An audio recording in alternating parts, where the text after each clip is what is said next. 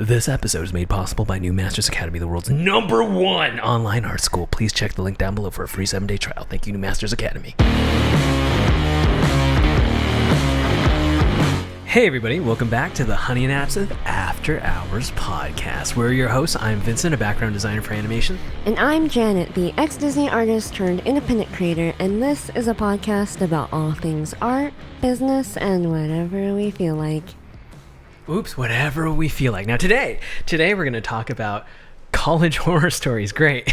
Fantastic. Before we get into it, make sure to smash the like button Over because there. it really does help us out. Thank you. So Janet, why did you pick the school that you picked? So, I picked Art Center, and I had a few options at the time.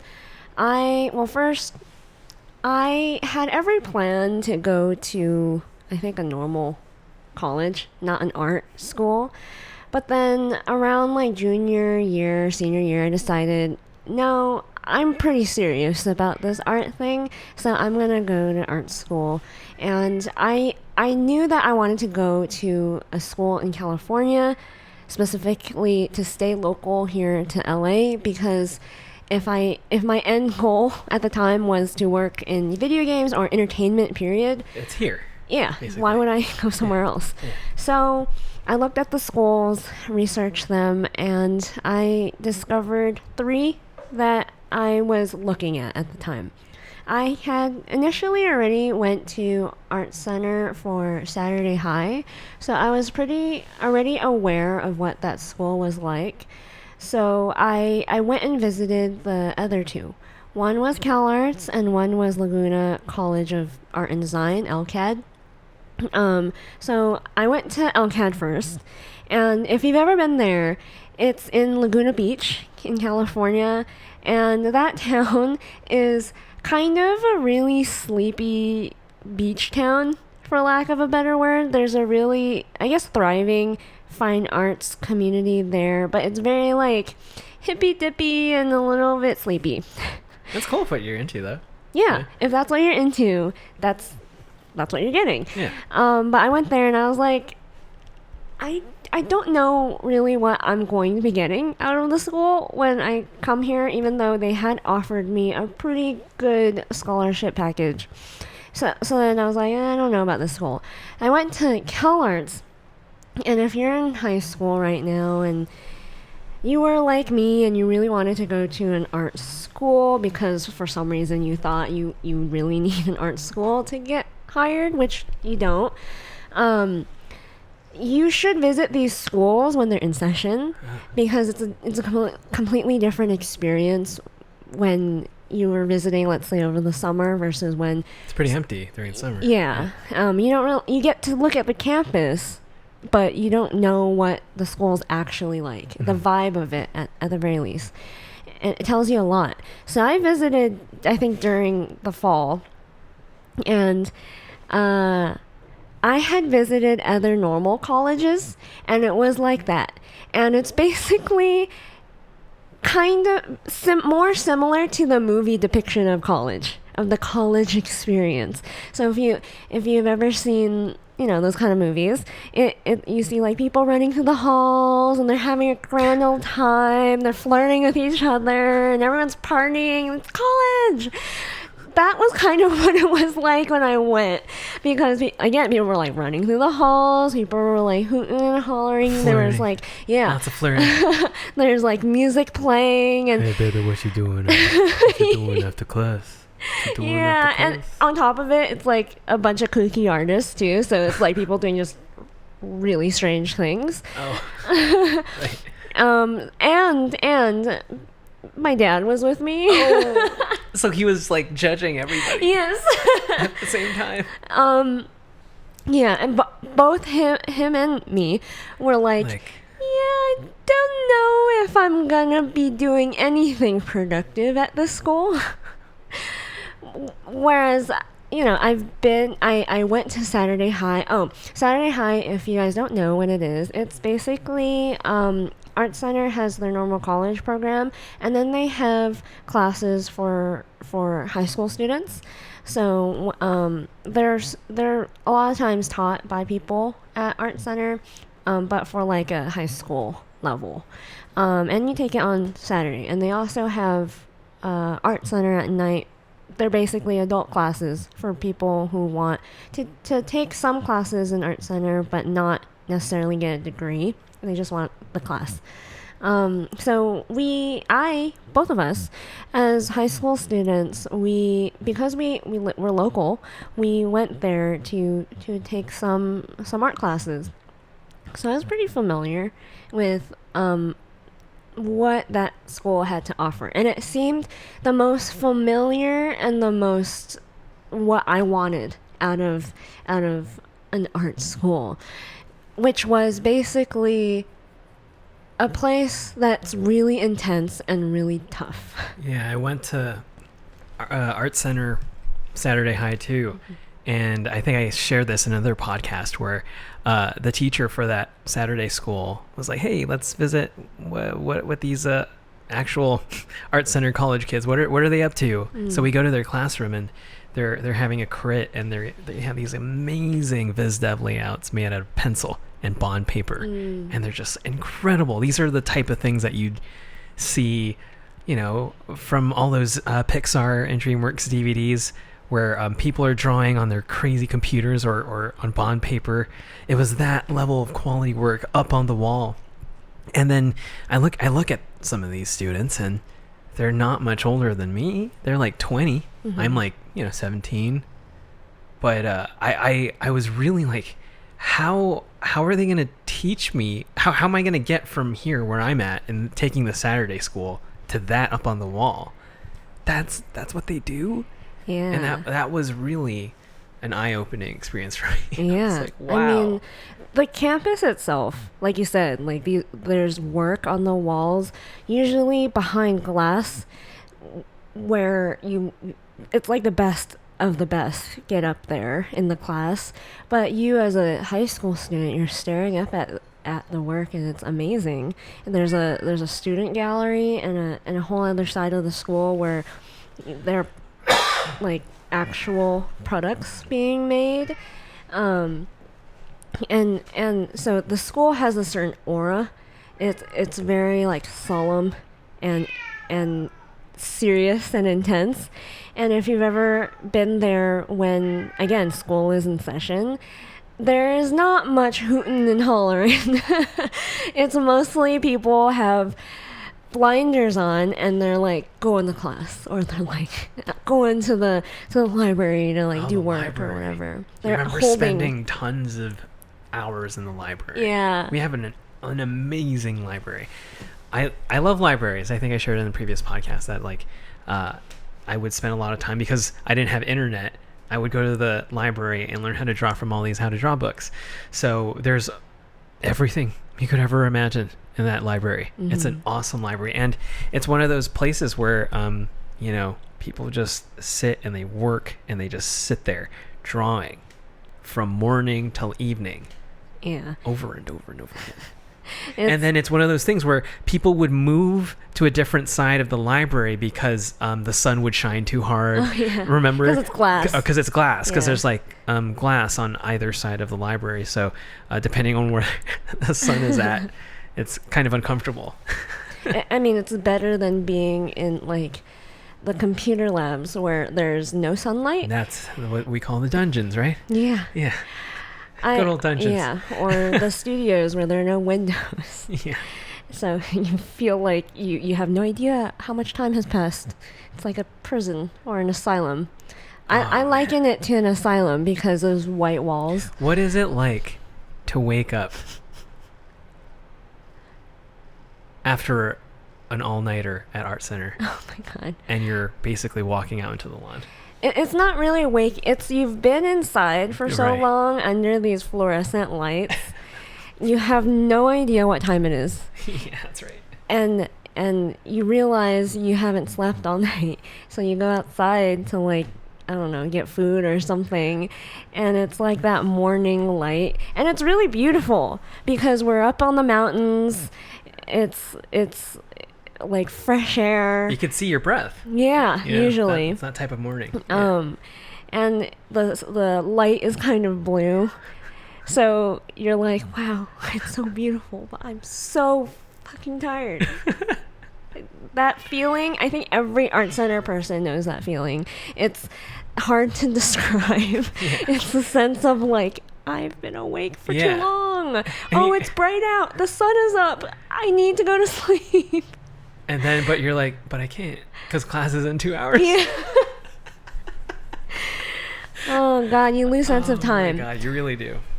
And so...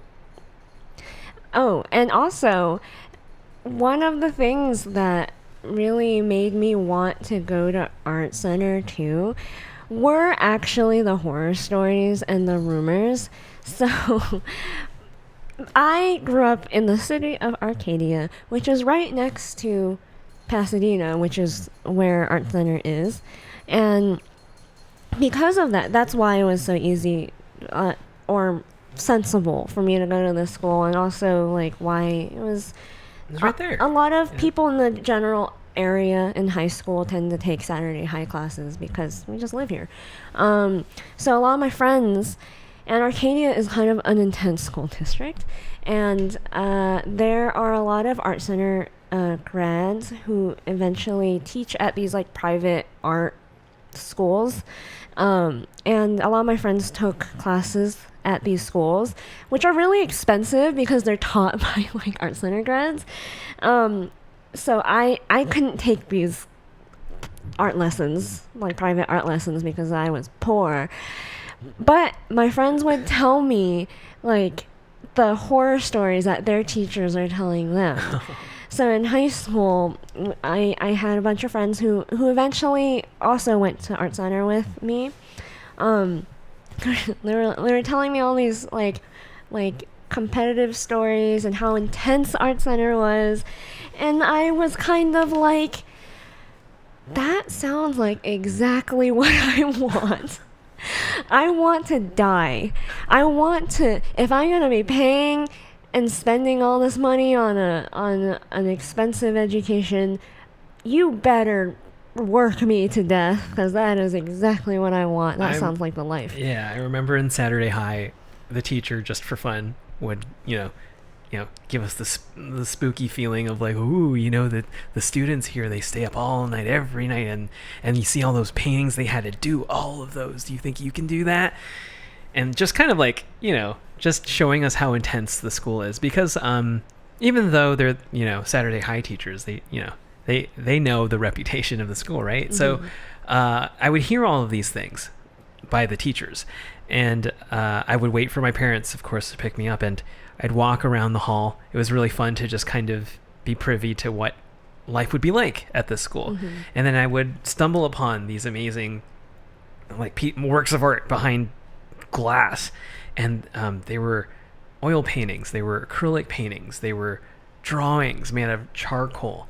And they were gorgeous. They were just like something you'd see in a gallery. And I couldn't help but think, but that student work, that's work being made by people who are just barely like 2 or 3 years older than me, and I'm looking at that work and I go, man, if this school can push me to do that, I want to do that. Mm-hmm. But I knew that in order for me to get that good, they must beat the shit out of me. Yeah. And they did. Yeah. They really did.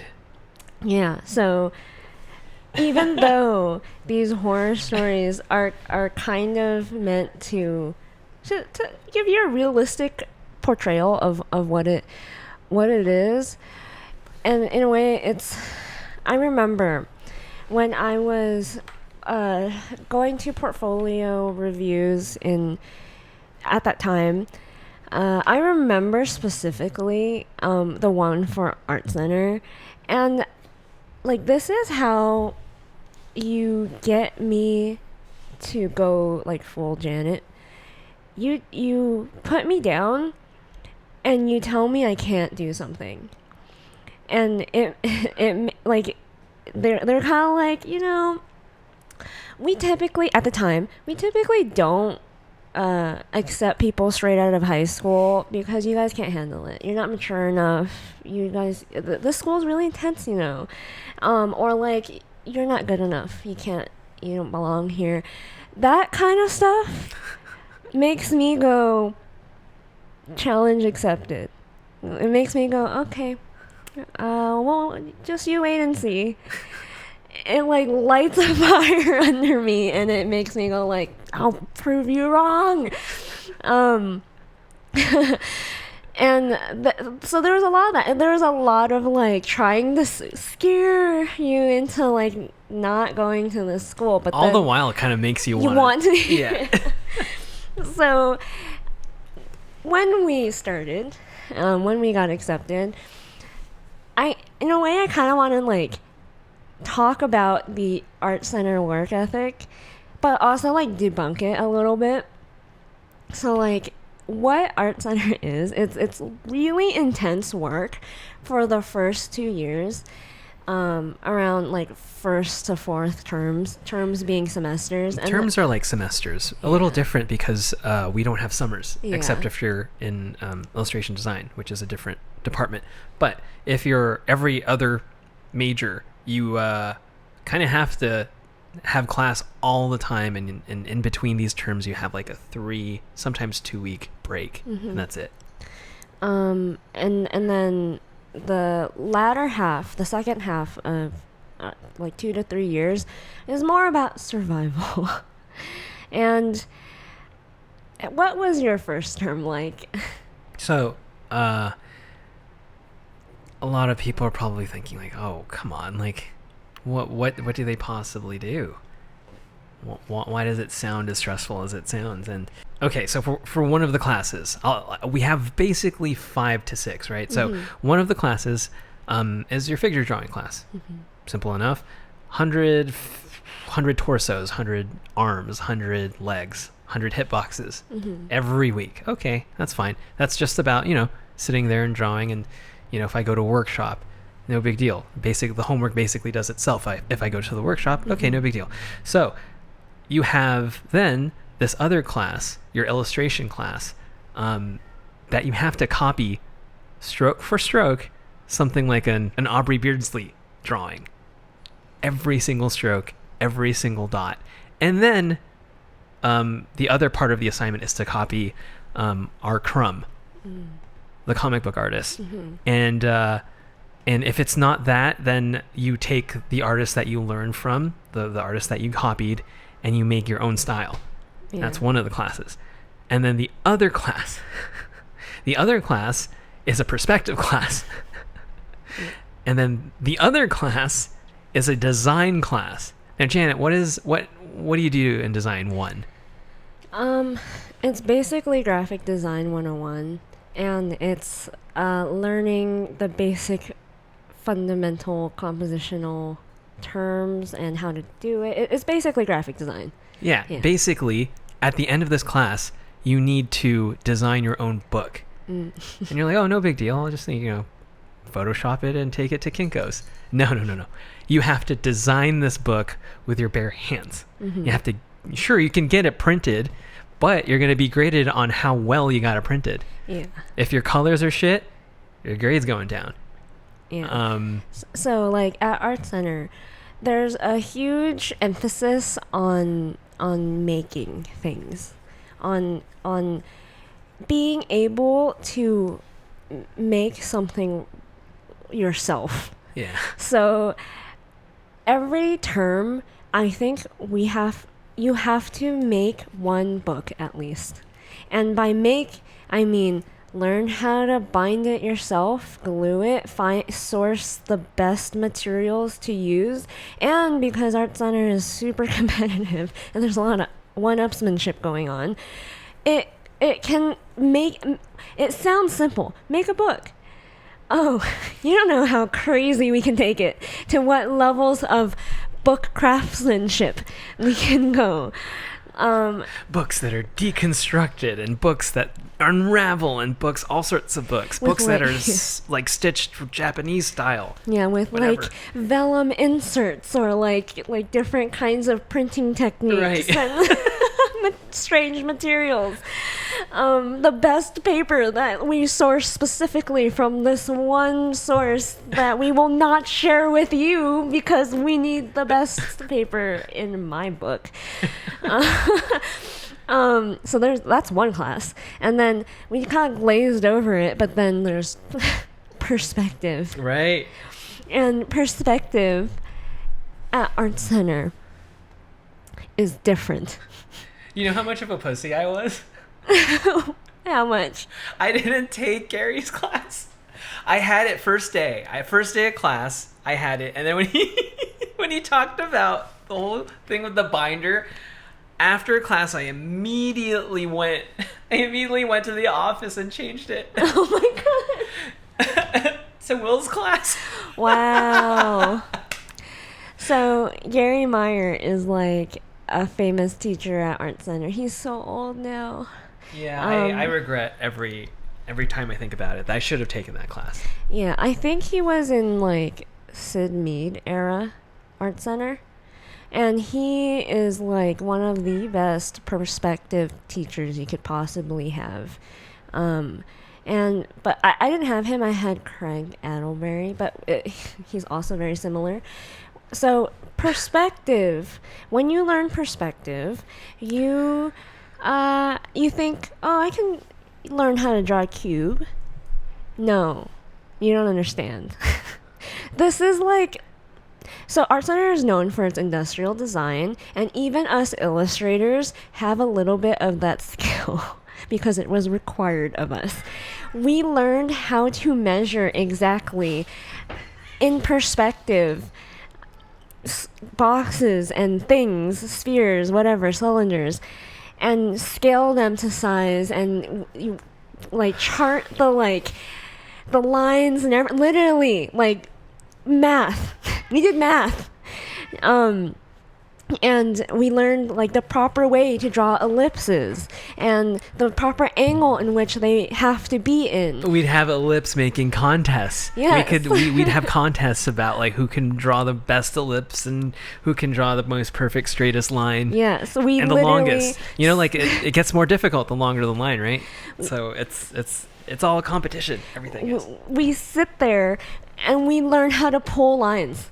Yeah. Straight lines by hand, and like the product design students are crazy, and they literally, their lines and their ellipses look like they were printed by a computer. They're amazing. It's kind of crazy. Yeah. We get halfway. we're like, we can still do that.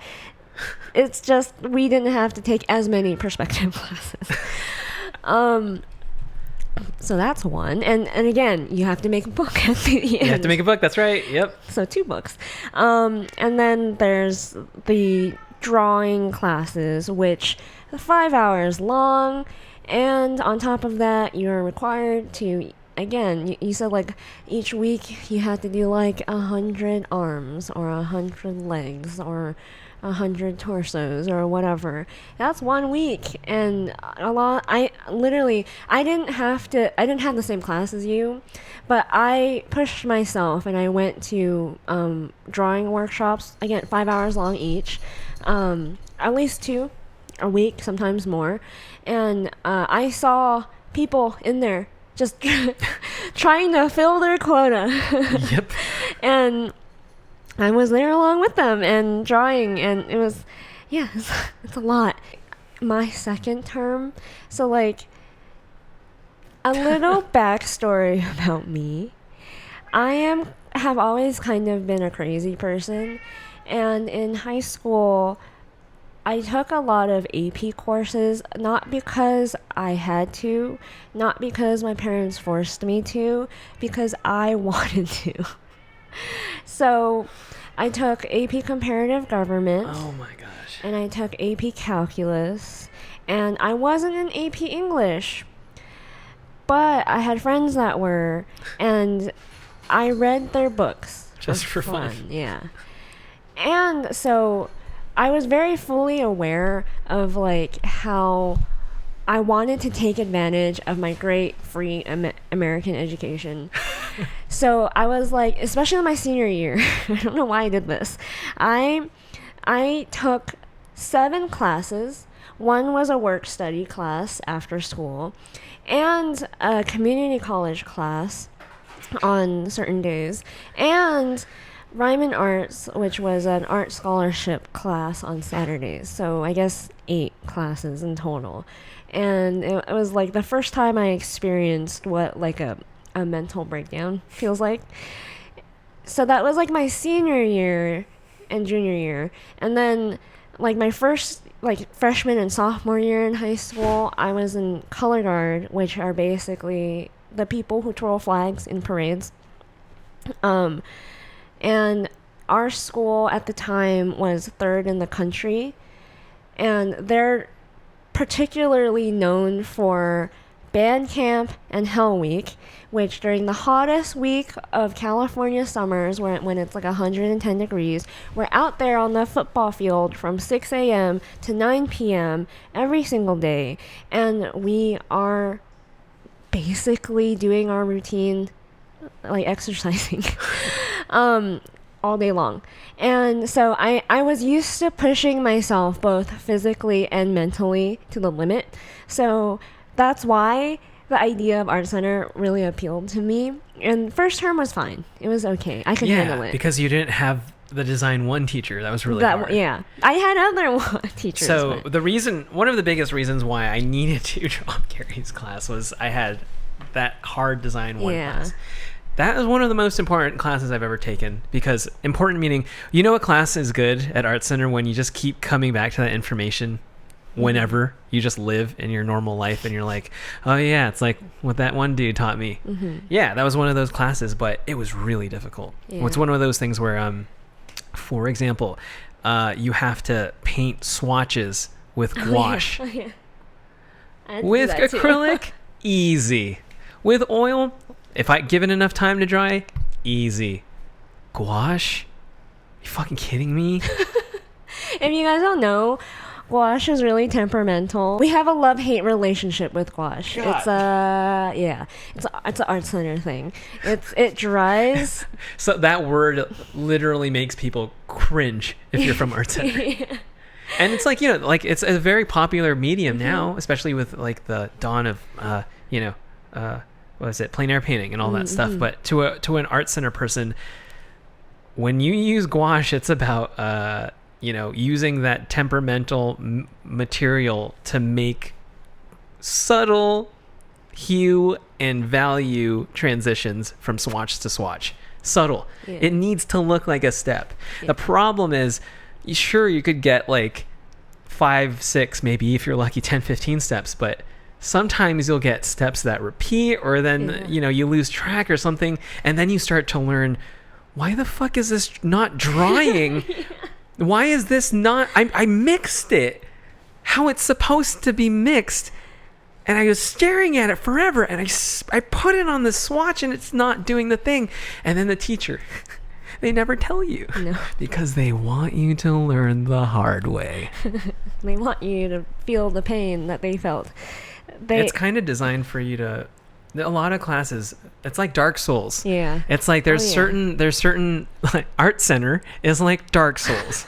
It's the some I guess like Laguna is like Animal Crossing.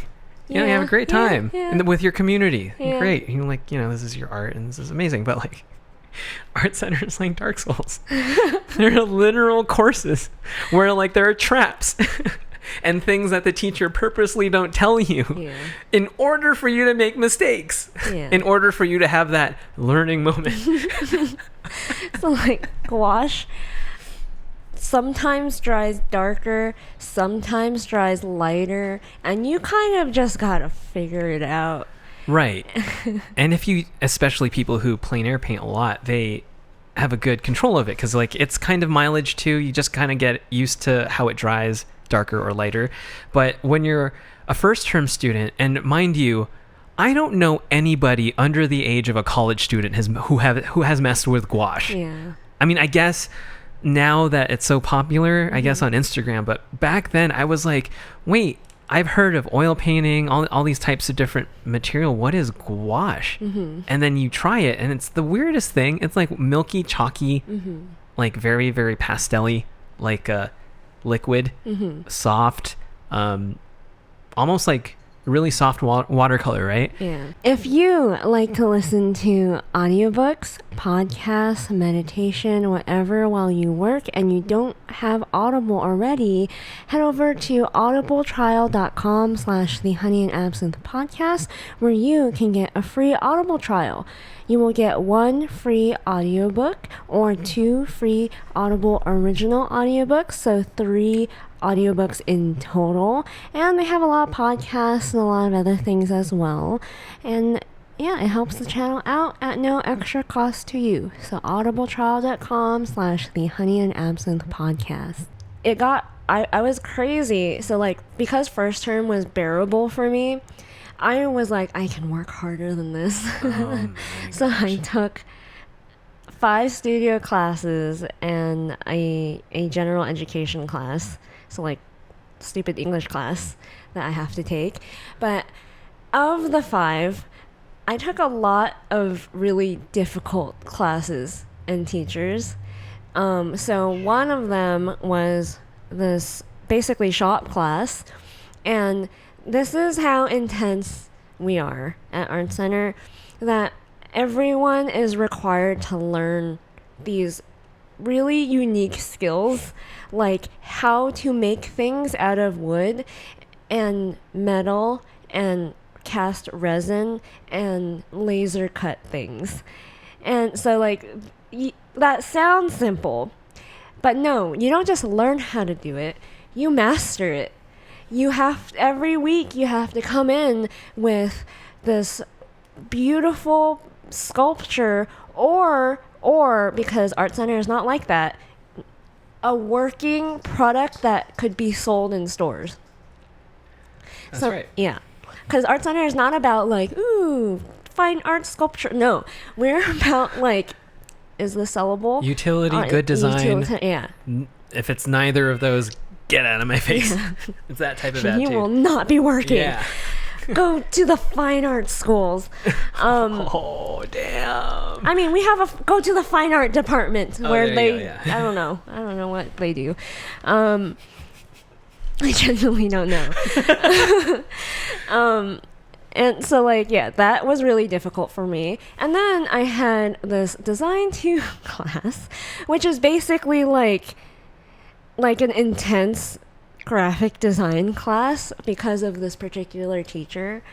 And it's kind of like a pay to win class. And the reason why is because the first half is like a straight up graphic design course where by midterm you have to make a book, and it has to like you graphic designers, if there are any graphic designers watching this, you guys are kind of OCD. Kind of. You it's all kind of are. Understand it. But he's very OCD, and you have to like print. You have to learn how to print things a certain way. You can't get your stuff printed by someone else. You need to know how to print it yourself with the best ink, with the best printer, with the best paper. So what was it like for you kind of getting exposed to this sort of intensity, this exactness? Because my first time dealing with this stuff, I remember thinking like, oh my gosh, there is so much to art and design that I haven't even thought of. Yeah. Like that magazines and book, like wait, there's a job. There's a job where you lay the type out in a magazine. That's a job. And you adjust the kerning. Yeah. Little by and little. Man, it's one of those things where like those classes were hard. They're really hard. First of all, like we said, it's new information to us. Like they're blowing our minds with like, you need to do this thing that you never thought you ever needed to do, which is design a page, a spread, and it needs to look like it belongs in Vanity Fair or something. It needs to look perfect. And that's the first time where you're like, oh, people can get away with a lot of subjectivity with, how to draw a hand or a face or how to draw anything. But there is no subjectivity when it comes to like really nailing good contemporary design that you would find in everyday, things. Yeah. And then the second half of the class is how do I explain it? It's kind of like figuring out how to make a good sculpture. And like you would see in museums, but like if you've ever seen what James Jean does when he makes a physical object, or what Cause, the street artist, or he's not just a street artist anymore, but he when he makes like these, I don't know, 30-foot like bronze casted like figures. And it's it's kind of the skill you need when you want to be able to make a toy or make any 3D object. It's a 3D design project, and a lot of there's a lot of the rules that apply with 2D on like a painting or a drawing rules. There's tons of rules for 3D design too. Yeah, and again, art center is not really like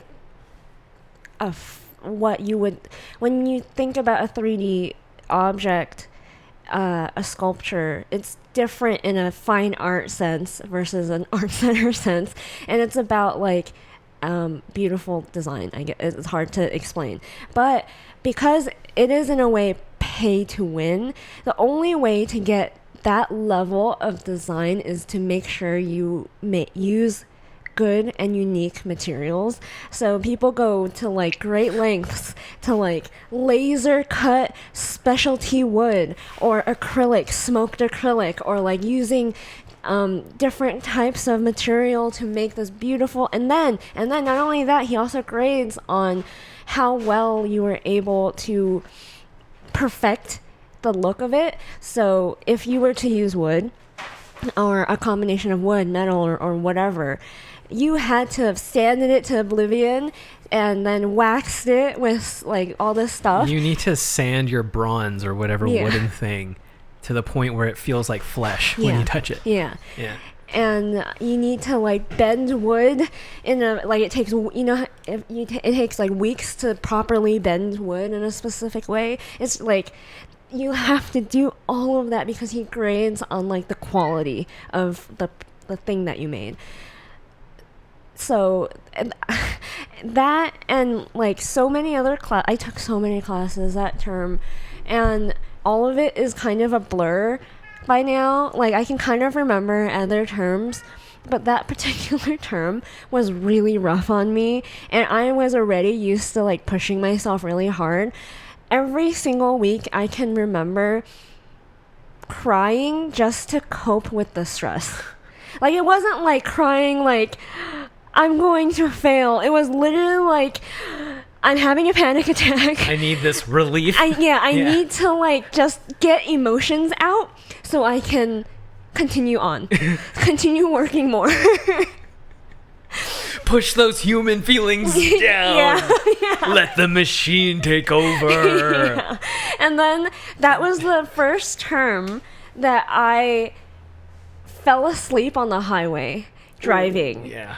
And like everyone at Art Center has a story like this. Yeah. Where you fall asleep and you wake up somewhere else, or you woke up having crashed your car. Or you're at school and you're like, how did I even get here? Yeah. It was scary. And that is why a lot of my memory of that particular term is in pieces, because I was so sleep deprived. Do you remember when somebody crashed into the tree when Yes. Up the hill? And it was funny, people still stuck because the school's up on a hill. They were stuck on the hill. They couldn't go back down. You can go home. Yeah, they couldn't go home. Because someone had fallen asleep and crashed into a tree, and I think the tree fell over. Yeah, and they had to wait for people to, clear the way. Like, but yeah, this happens all the time. Literally every term, the ambulances come to our school. Yeah, and it's not, we all decide to do this to ourselves. It's not like the school's making us.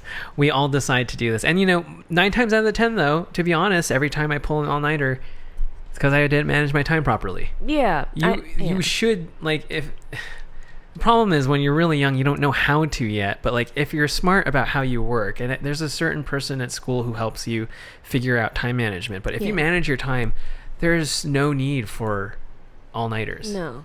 All-nighters are kind of like, I don't know, you're doing it just to be a try-hard, which is great. Yeah. That's fine. But you're sacrificing your body.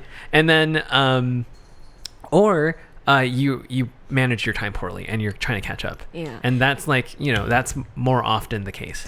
So I don't know if Art Center is purposefully designed this way, but it's kind of designed for you to fail at a certain point. So when we talk about these things, why like the first half of Art Center is like a work till you die kind of environment, and then the second term is about survival, it's because first of all, a lot of art teachers were taught by people who came from the military and decided to go, I don't know, after they came out and they're like, I kind of want to do art. So the way they taught was like very blunt, intense, they're not going to mince words. No. In fact, there's this, I love this teacher. He was my figure drawing teacher.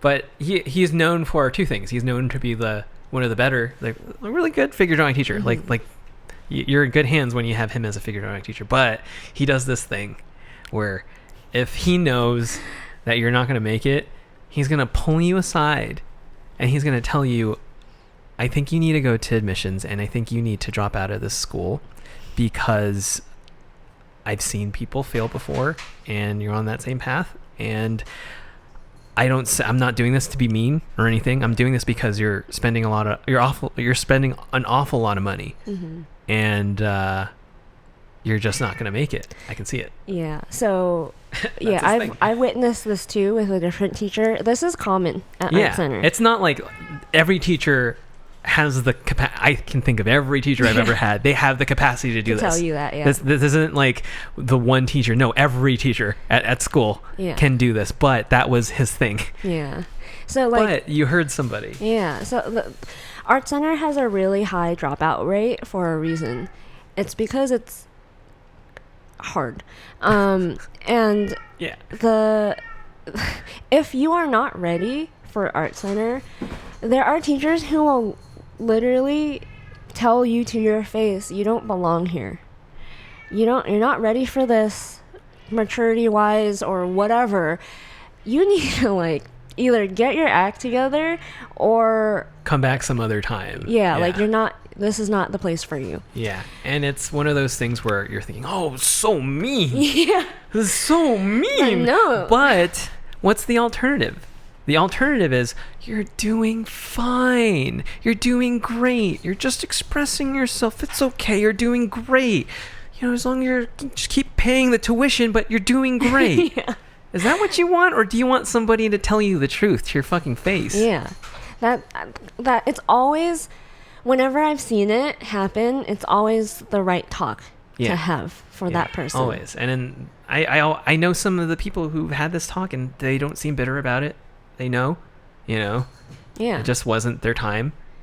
That's all it is. It's no big deal. Because if it were me, I'd be grateful. I'd be like, me too. I'm clearly failing. Because it's either you, like, someone, bitch slaps you with reality, and it either, like, you do one of two things. You either snap out of your, you grow up a little bit and you perform and you do what you need to do, or you are like, oh, he's right. I need to leave. Yeah. This isn't for me. This isn't my type of school. Yeah. It usually ends in tears. How could it not? Yeah. To be honest, like, it sounds mean, but usually when I see it, they're doing you a favor. Yeah, I think so. So they're not being like, get out of my class. They're kind of like, listen. It's exactly how I did it.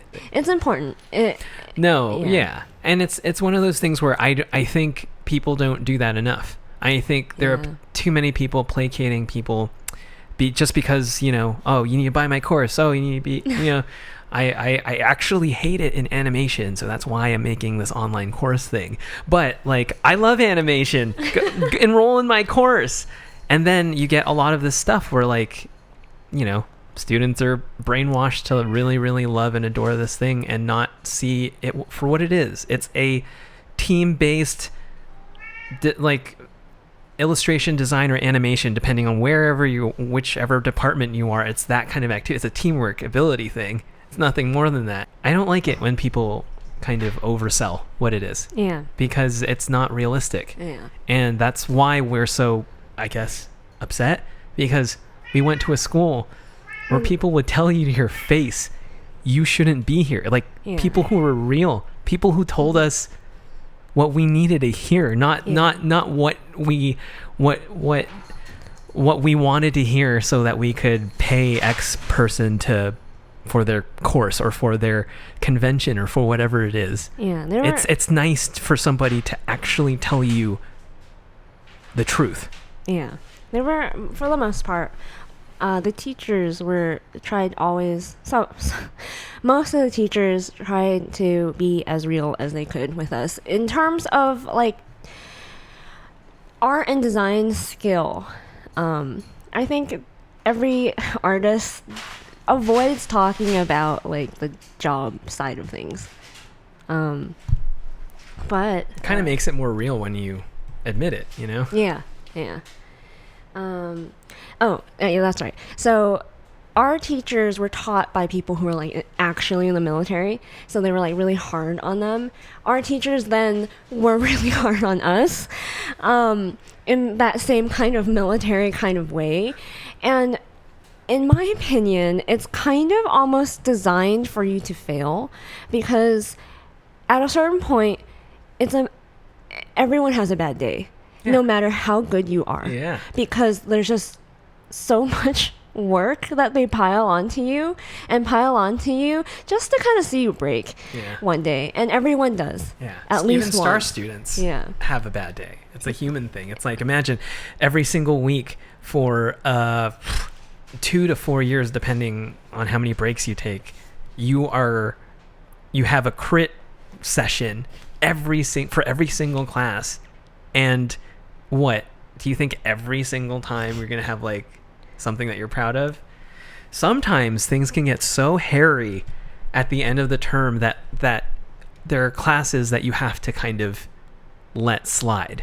Yeah. Which is, like, it sucks. Mm-hmm. But, like, you know, the type of situation where, like, you really love this animation class, but at the same time you're taking this illustration class that you really love, but it's a lot more demanding. Well, towards the end of that class, you won't be able to do as much animation stuff, and that's the kind of, like, trade-off.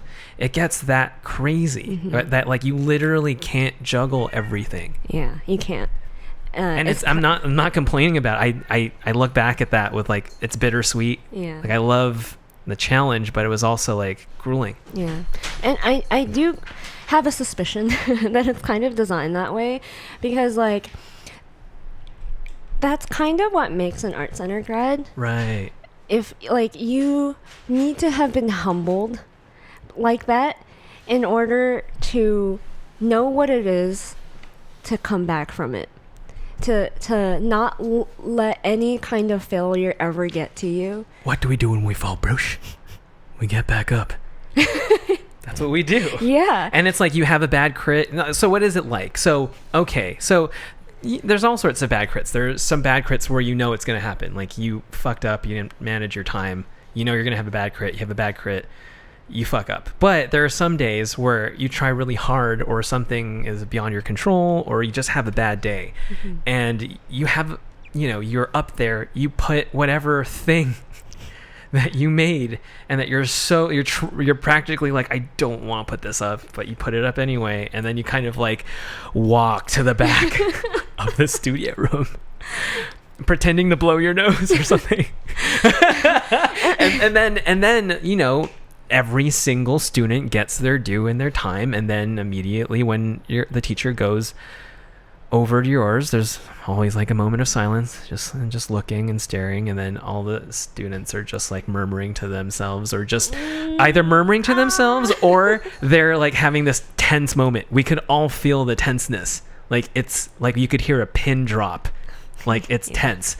And then, you know, you proceed to get shit on. You proceed to go, well, it looks like you didn't spend that much time on this. It looks like you didn't learn a single thing that I was talking about during this lesson, or whatever it is.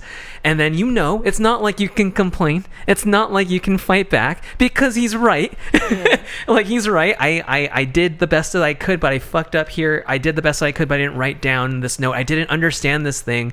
I wasn't paying enough attention, and then I thought to do this, but it was supposed to be that. And that's those days. And like, I don't know. I'd prefer getting canceled by a bunch of fucking strangers I don't know on the internet than be shamed and shunned by students and people I'm competing with and respect. There's a mutual like amount of like, I respect you, you're my competition, I fucking hate you, but like I love you because you're pushing me to be the student or the artist I want to be, so thank you, but fuck you.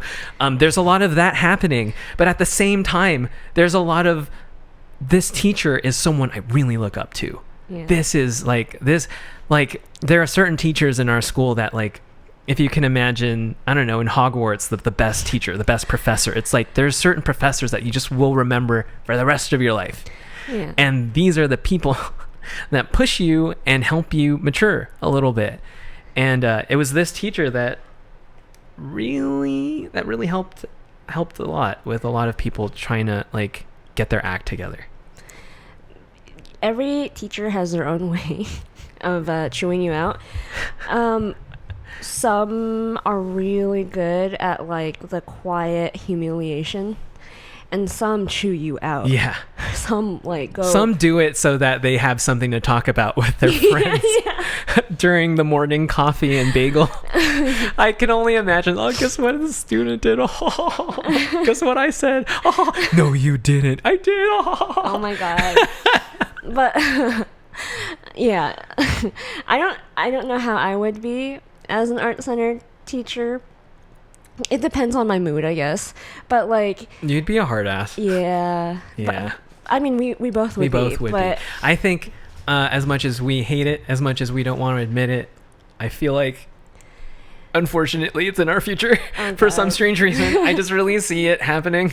Going back to the old alma mater, but like, I think what we would do is we would bring hard assery back.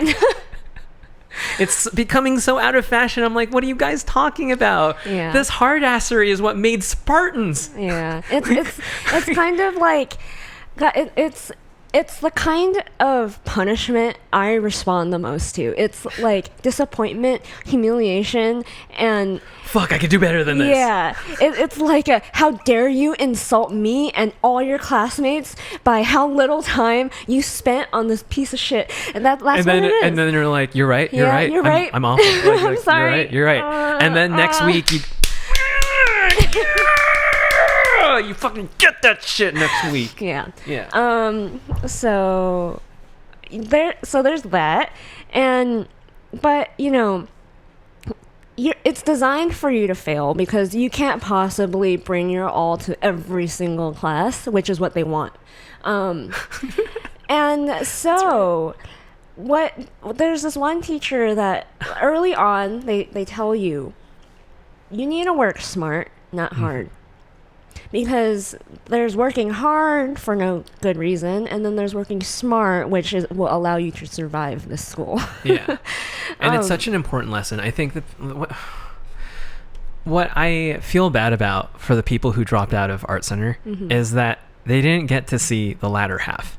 And the problem is they will always remember Art Center for the crazy first 3 to 4 terms because they're really crazy and they're really intense and they are stuff of folklore and legend. They are exactly what they are.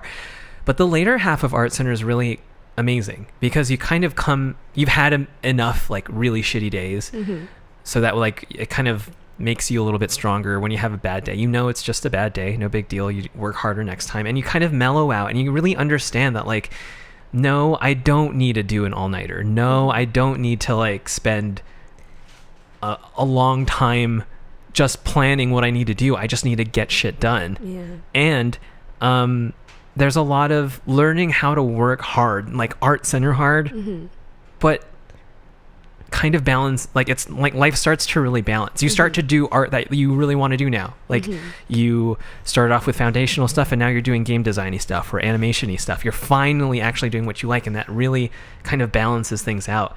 And like it sucks because it really feels intense for the first half, but the second half I think is pretty awesome because you're finally investing in something that you really, really are passionate about. Yeah, it's so like I genuinely believe that I think it gets easier later on because you do start learning how to work smart. Yeah. The only way you can survive is not like there's no point in working hard if you're not getting what you should be getting out of it. If you can get the work done in half the time but cleverly doing it this other way, who cares? Who cares? Yeah. And like this person gets to like relax. Yeah. So what art center students are almost like, once you're pushed to your breaking point, you start thinking real creatively how to do things smarter and not waste so much time. And that's why it's what I mean by like debunking the like art center work ethic is, yes, we do first we're required to work really hard, but then that we start going like, I do not want to work this hard for the next few years. I need to do something about this. And then what I think art center people are just like really smart at figuring out clever ways to do something so they don't actually have to like pull all-nighters all the time and stuff like that. But of course, we can't talk about art center without talking about the competitiveness. And I have one story I would like to share on the design side, industrial design side of the school, where the transportation department and the like product design department were on that side, and I was making something, probably some like, I don't know, shop class project or something, and I overheard that. So for those who are not knowledgeable about transportation design, our department is really, our school is kind of famous for it. A lot of people like end up working at Tesla, Toyota, Nissan, Mercedes, whatever. The first time I've ever heard of Tesla was because they were coming over to have people design their cars, and now they're everywhere. Yeah. And it takes a long time. They literally make models of cars in this they department. look like little cars. Yeah. Like if you were to shrink yourself, you could drive them. Yeah. They look exactly like how they would be. Yeah. And it takes a long time. It takes weeks and weeks and weeks just to make the base model out of clay, I think is what it is made out of. And this transportation person had like it was almost ready to be painted. They like really molded it and everything, and I think they left the room for like for something, and then when they came back, someone had stuck a knife into it, and they had just ruined this person's final, because you can't, this takes weeks to do, so you can't, this person couldn't have just made another little car model. Like, that's what happens. And I overheard this as I was like working, and I was like, oh my god. Whenever I go to the bathroom, I need to like hide this in a special place, because that's crazy. That's intense. So it can get that intense. But I don't know if it's that intense anymore. I don't know. It's hard to say. So if we were sharing all these stories to like the younger version of myself or ourselves back in high school, I think these stories would excite little Janet. I would be like, bring it on. Yeah. I want that. That sounds like the life I want. All I wanted to do when I was in high school was to just draw all day, and to be in an environment where I had to draw all day was it sounded like the best thing in the world, because it was one of those things where even at school I draw in my notebooks and stuff because I didn't want to be there. I just wanted to draw. That's all I wanted to do. And to be in a place where it's school, I get graded and all this stuff, and I have to draw, and that's my homework. It was really exciting, and it was really it was challenging, but really, really fun. And the fact that, like, oh man, I'm getting better and better the more I do this. Yeah. You could really watch yourself improve. I mean, like if you looked at your stuff from previous terms, I'm sure you would wince because you would just have drawn so much more since then. Yeah. Or like literally, we draw and paint and do so much that like you look at the week before and you're like, wow, I have grown a lot already. But all this comes at a price, and I'm not talking about the price tag because it also comes at that price. Sure. I'm talking about like health and mental capabilities. Like, there's a lot of moments where you and I go, what were we doing? Yeah. What were we why am I in this room? And we just sit there and we go, oh yeah, that's right. Because of this. And we go like, oh my gosh, that's because of all those sleepless nights, isn't it? Yeah. So we all come out of the school really unhealthy when you first graduate, and I hadn't gone to the doctor like all throughout college. You just didn't have time, right? Yeah. Wow. So the minute I came out, I knew that I was like, I am due for a doctor's appointment because, oh, I forgot, around like 6th term, 7th term, I started having heart palpitations. Like, it literally felt like I was having a heart attack due to stress. And it's very common for people to have kidney stones because of all the caffeine and energy drinks they drink. Go to the hospital and stuff. I can't remember if I fainted once because of sleep deprivation. But I went to the doctor and got a checkup, like a blood test. And so much was actually wrong with me. Like, people don't know. They just assume, like, oh, I feel really bad after I graduate. People still don't go to the doctor because we're all bad at taking care of ourselves. But I actually went to the doctor, and there was a lot wrong with me. And like vitamin deficiencies, a lot of issues caused by stress that could only be fixed in the long term. Like, a lot of exercise, a lot of like sleeping well, a lot of like just taking care of myself after. So there's that. And what it ends up feeling like is it feels like we're young, but it feels like we age too fast. Yeah. Like, we aged 5 years for some reason. Yeah. We don't feel like our age. Sacrifice 5 years of our lives. Yeah. We feel 5 years older for some strange reason. It's kind of like we made a deal with the devil, and like, this is the price you pay. Right. And that's the thing. It's like, I don't think this thing is for everyone. I think there's a lot of hullabaloo about how art center people are like this, or like they're really good, or whatever it is. But like, it came at a cost. Mm-hmm. Obviously, it costs, like money costs, but like also health wise, and just a lot of hard days. Yeah. A lot of memories that you had, like intrusive thoughts. Sometimes memories come back, and you're like, push it out. Push it out. La la la la la. Lately, I've been doing this thing where, like, whenever an intrusive thought, let's say about art school, comes in, and like a horrific memory in my subconscious gets reawoken or whatever, I would think like, oh, well, if no one remembers this, which they probably don't, if I even told this to the people in this memory, they're probably like, what? I don't even remember that. Mm-hmm. So why does it exist? It doesn't exist. It doesn't exist. So why should I remember it? And as far as I'm concerned, never existed. So then I think that, and then it helps a lot. But they still come. They still come. Sometimes I dream about it. Yeah. So art center grads come out of school really tired already. Which is why we are the way we are. Yeah.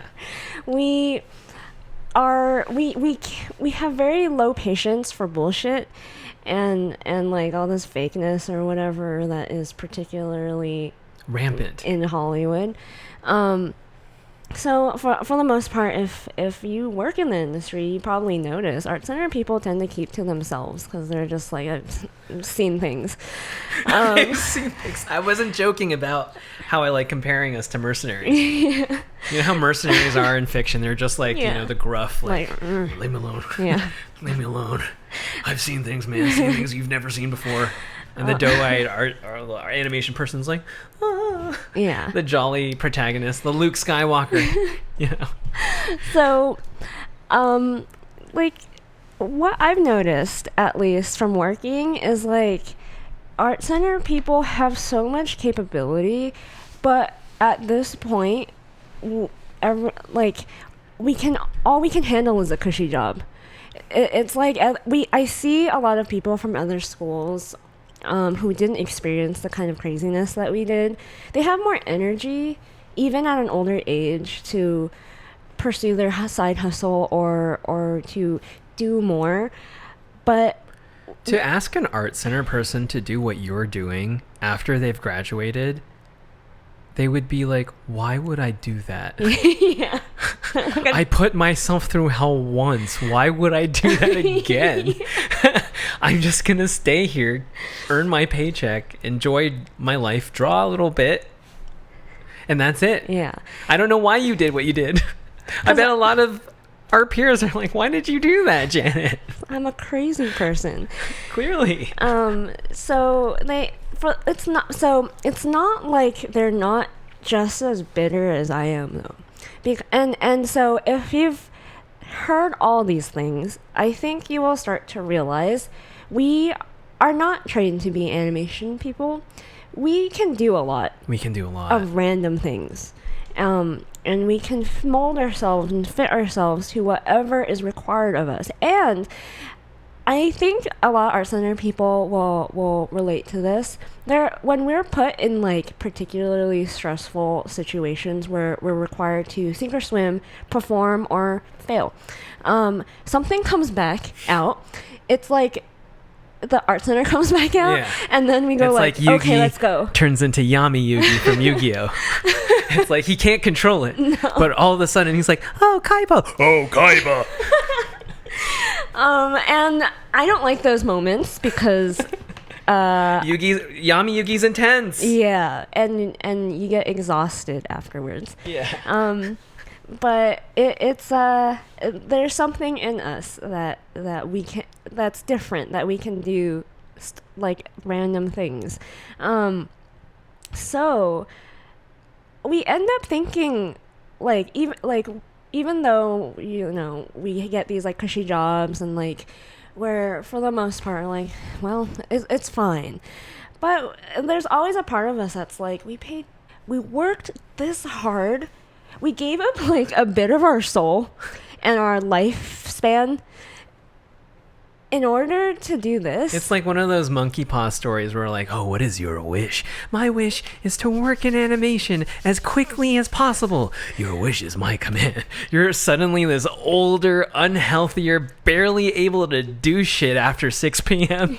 person that's just working every day. Yeah. You got exactly what you wanted. Yeah. And it's like, oh, careful what you wish for. And so I think a lot of us understand that, like, there's... Also, I want to say, you know, an art center person is truly an art center person where everybody else in the studio is like, let's go out and have a drink. And this person's like, this art center person is like, no, 9 p.m. is my bedtime. Yeah. You know why? Because when we were at art center, to sleep at 9 o'clock was literally as big of a dream as the dream that we wanted to pursue. We wanted it so bad. To be able to sleep at 9 p.m. To be able to sleep more than 6 hours a week. Yeah. And that's a week, not a day.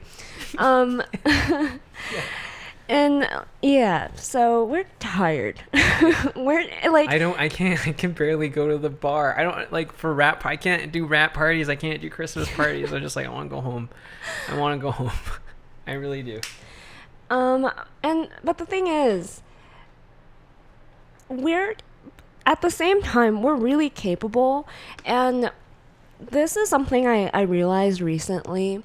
So CalArts people tend to become directors, right?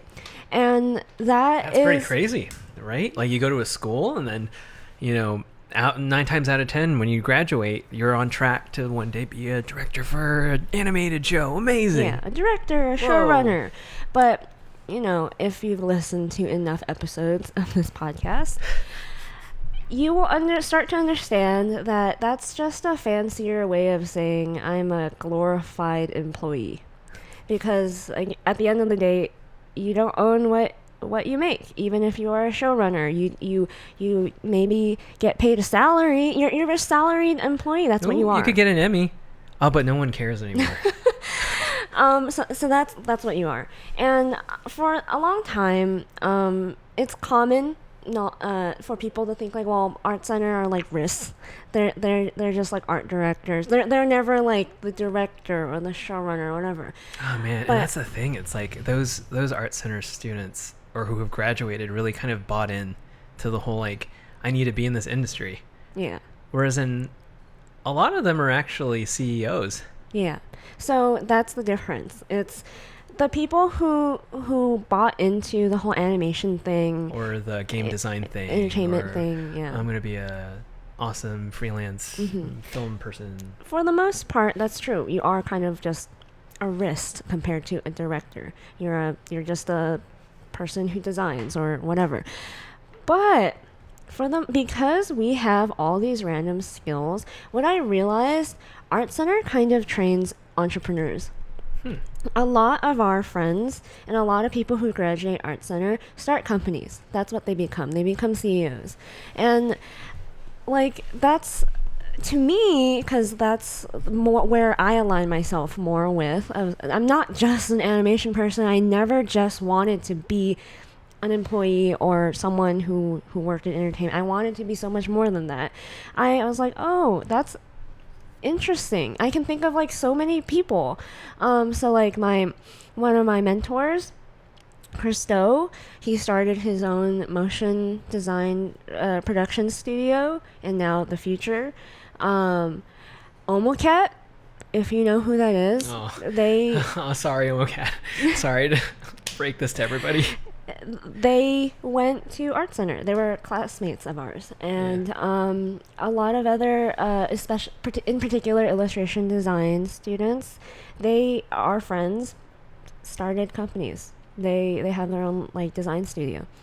That's pretty amazing. That's pretty epic. And so, Art Center people make their own studios. Yeah, that's why we're so bitter when we work in animation. Because we go, I have all these other skills that I'm not using. You're using me like Photoshop. You're only using me like 15% of the way. Yeah. I can do so much more than this shit. Yeah. I can edit a video. I can do photography. We know how to write scripts. We know how to direct. It's bizarre. We know how to design sets.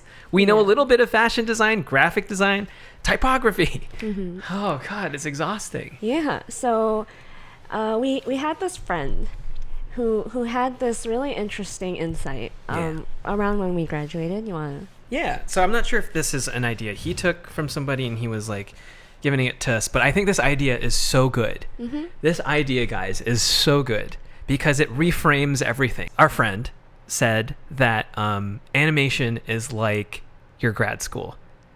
You go to your art school and you grind, but there are things that you learn on the job that you can't learn at art school, obviously. So you put in your time, you work, you basically are in grad school, you're applying all these skills that you have, and you're in animation for 5 years, 6 years, 7 years.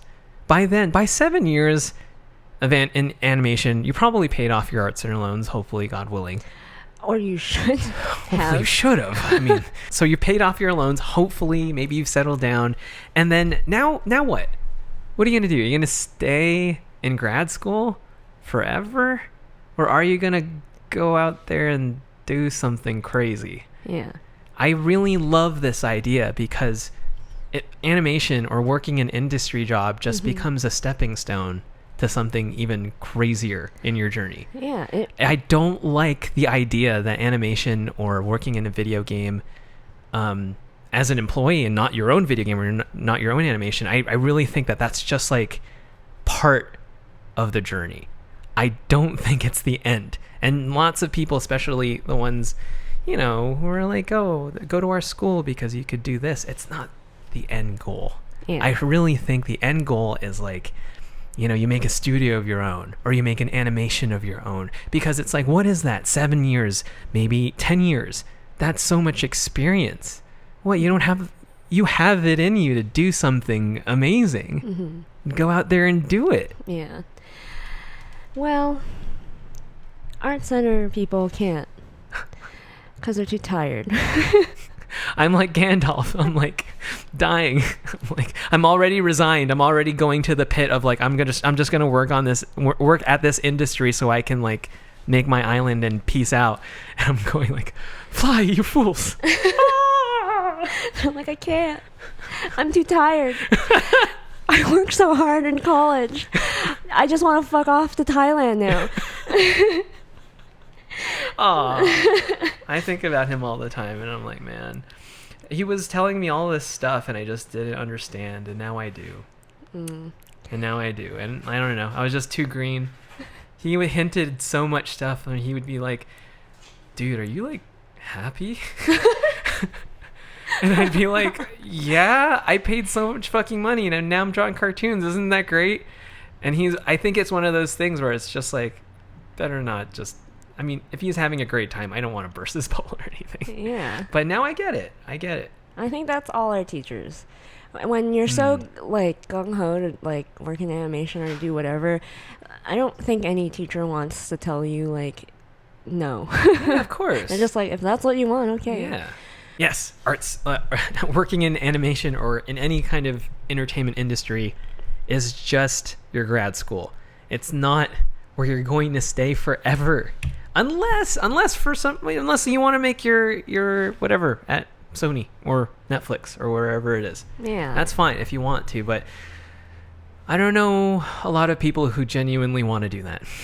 I know a lot of people who want to, make their own art gallery or have their own passion project. They want to direct for their own project, their own short or whatever it is. Yeah, especially like the older art center grads, like we're everywhere, and I like talking to the ones in our like teachers age demographic, and they always are, they remind me like of an older version of myself. They're all like, I can do more than this, but like, God, I'm so tired. But I'm doing it. And yeah, we're all like, if you watch anime, art center people are basically all shikamaroos. Yeah. They're all tired, sleepy, lazy, but they're geniuses and they can perform and they can be, what is it? He was the first one to be a chunin, right? We're such weaves. I know, but he was like the first one. He was like the laziest, but like he was really good at what he did, though. Yeah, he just lazily was smart. Yeah, about it. We're basically like that. We can't be bothered. Like, oh, it's such a pain. What's his like? Yeah, it's such a pain. I genuinely like. Do you want to go out for beers later? It's such a pain. Oh, do you want to go to the party over the weekend? Or the rap party over the weekend? It's such a pain. I want to stay home, play Cyberpunk 2027, 7, 8, 4, 5, ABCD, whatever. People who know me will probably disagree, but I see myself as kind of lazy. I work really hard so I can be lazy. You're really interesting because I've seen the lazier side of you. You don't want to do any work that you don't need to. Yeah. You do every single bit of work that you have to. Yeah. And then everything that is like, I kind of could do, you can filter out all the stuff. You can prioritize really well. Yeah. But you're not going to work hard for the sake of working hard. No, That's I hate that. stupid. That's why I hate busy work and I hate corporate work. Yeah. I am really good. Like, I take working smart, not hard, to the nth degree. It's like you could tattoo it on you. Like it's your mantra. Like it's your thing. Oh man. But yeah, I think sorry. I have to say this to the audience. Believe her when she says she's working smart, not hard. You need to believe her. Because I see the shit that she does behind the scenes and I'm like, this is amazing. How did you accomplish it's so much? amazing that you're doing so much with so little. So little time. I know. And it's just like, oh wow, like I can see the art center in you. It's so like, as a art center person who decided to take the harder route and to not just be comfortable in my cushy job, I think we all just have to live with always feeling tired. Yeah. This is just, after art center, that's just a fact of life. I think it's a penalty. I think art center people are really good, genuinely, almost all the time, and that's why people, like the people who hire, know this, that they're good. They're good. You genuinely can count on them to do the job, and they will.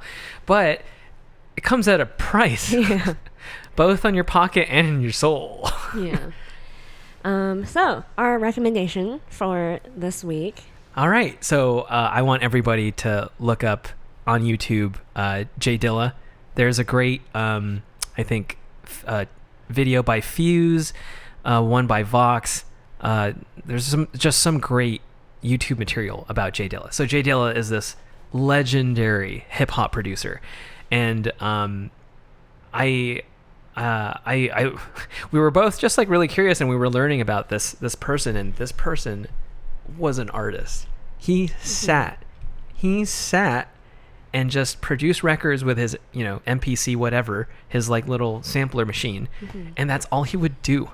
Like literally, and that's all his friends say that he did. He just sat, and unfortunately, he passed away from I think lipid cancer. Rare lupus. Lupus, sorry, Yeah. lupus. He passed away from lupus, and he kept making beats to the bitter end, to like his. When it was painful. Yeah, literally painful for him to press on the buttons, they say, in these videos. So when I hear about stories like that, I go like, man, that is first of all, that's an artist.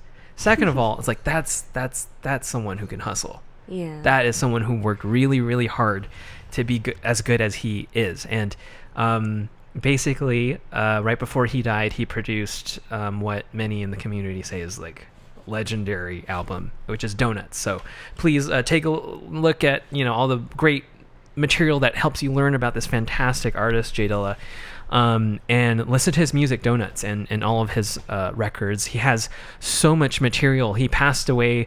I think he only released like maybe 2 or 3. I'm not exactly sure, like official records while he was alive, but there's so much material posthumously.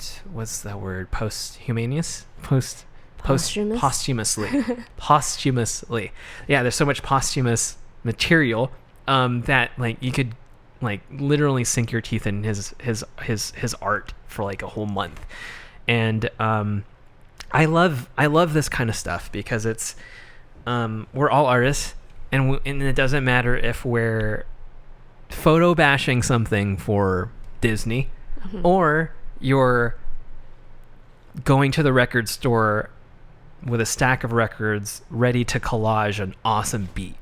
And it's all the same, and we all have the same drive, and I'm sure you're just going to be really, really inspired by this human being.